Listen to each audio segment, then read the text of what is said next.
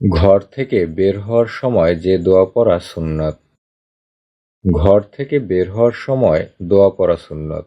এর মাধ্যমে মানুষ নিজেকে আল্লাহর কাছে সঁপে দেয় এবং শয়তান তাকে পথহারা করতে পারে না। এই প্রসঙ্গে হাদিসে রাসূল সাল্লাল্লাহু আলাইহি ওয়াসাল্লাম একটি দোয়া বর্ণনা করেছেন। দোয়াটি হলো, বিসমিল্লাহি তাওয়াক্কালতু আল্লাহি ওয়ালা হাওলা ওয়ালা কুওয়াতা ইল্লা বিল্লাহ।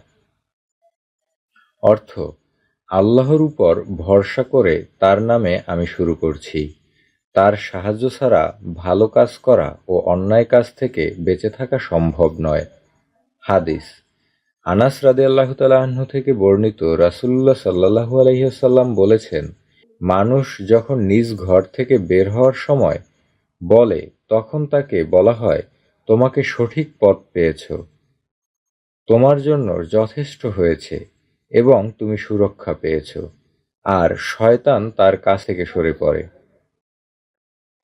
আর অন্য শয়তান বলতে থাকে, তুমি ওই ব্যক্তিকে পথভ্রষ্ট করবে যে সঠিক পথের সন্ধান পেয়েছে, তার জন্য যথেষ্ট নিরাপত্তা রয়েছে এবং সব শয়তান থেকে সুরক্ষিত রয়েছে।